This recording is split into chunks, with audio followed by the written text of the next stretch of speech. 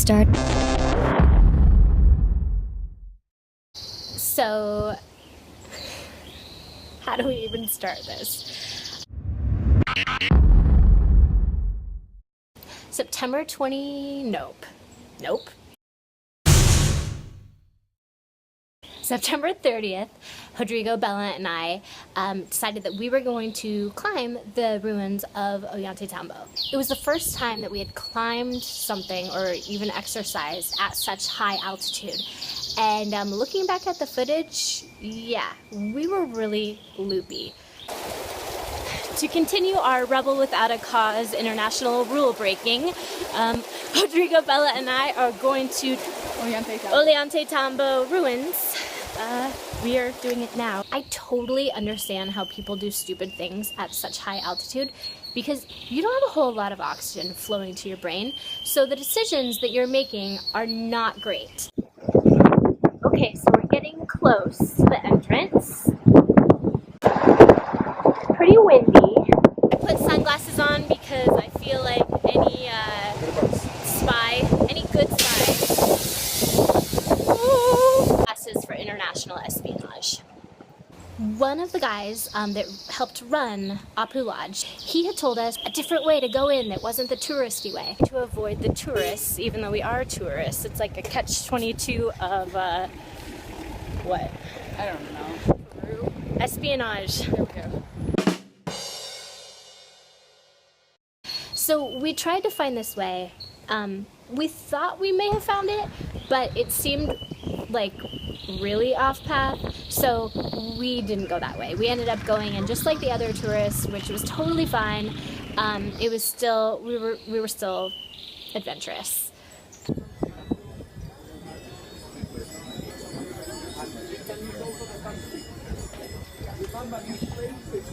We got in. The ruins themselves were absolutely incredible.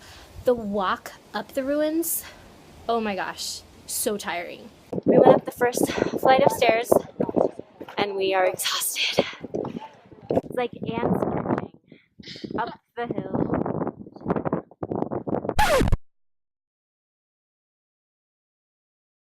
One of the most important things that we learned while hiking the ruins of Ollantay was to follow the arrows, which seems like a given, but it wasn't. We must follow the arrows. We like to go off-road a little bit. So we almost just like jumped down into the part that we thought. Altitude sickness. Yeah. We were like, we can make it. It'll be fun. And then we were like, oh wait, there's stairs over there. So now we're gonna take the stairs. Because nobody needs a broken ankle, as Heather said. 1.5 weeks into a year-long trip. Yeah. So yeah, we're a little crazy. We should probably like not be doing this by ourselves. Voice of reason. Yeah, but there's still a little bit of a reasonable voice. Oh look, see, there's an arrow. We need to follow the arrows. We gotta follow the arrows and not jump down like 10 feet into a small Incan room. Kind of like, I can't believe we almost did that. That was like super stupid. Well, it was like it was a pre-thought. Yeah. It was a pre-idea. We weren't gonna actually actually come to fruition. No. But there's an arrow down there, so we're gonna follow it. Mm-hmm. Lots of things happened, but we had a great time and we saw some amazing things. I think the after effects will be of like so little oxygen to the brain. I'm not entirely sure. I mean, I'm sure people have done this before and they came back fine, but I think we're all gonna be a little woozy for a while. They probably came back fine. When I walk in these shoes, I kind of feel like a colt walking for the first time. They don't serve pisco sours up here, or that they don't have Wi-Fi. However, have scorpions.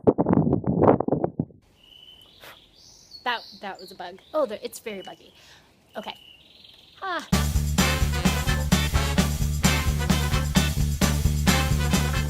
It was hilarious. Looking back at the footage, I'm glad we didn't do anything stupid, but we had such a good time. The Ollantay Ruins were the first ruins that we went to, so obviously we were super excited to get out there and see what there was to see. We may have been a little too excited, but honestly, is there such a thing as being a little too excited or enthusiastic? I don't think so. Okay, so when we get to somewhere with proper internet, I'm really gonna look up why the Incas beveled their rocks and chiseled it, because they took so much time in doing it. It just seems that it was probably more than just aesthetics, but maybe it's due to like seismic activity or water flow or wind flow, so that it doesn't erode as much. That's what I'm thinking. Good thoughts. That's great.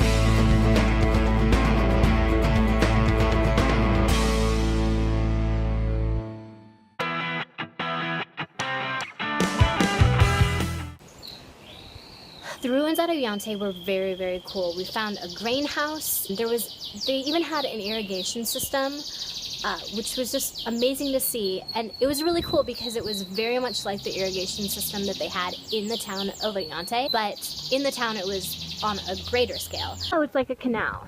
Okay. History! Bella's touching history. Just can't get enough. This is amazing. I think you're right, Bea. I mean, that's exactly what it looks like. Like an irrigation system. Just like they have down in Ollantaytambo. It was just really neat to see some of the buildings were still intact. Obviously they weren't used because they were ruins, but it was really amazing. I need to think of a different word to use besides amazing. I can't think of anything else.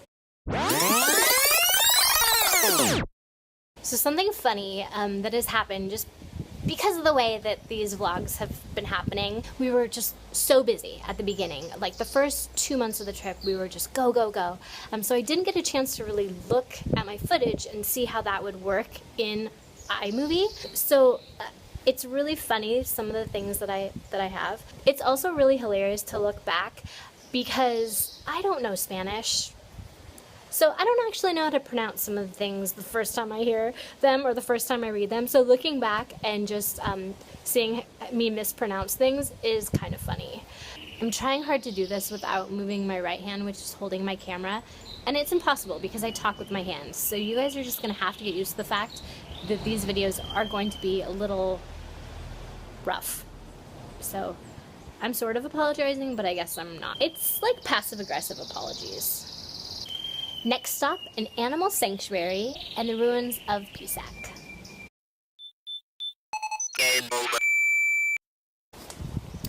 Oh look, I'm sweating. I've been out here for 5 minutes, but it's 1 billion degrees outside.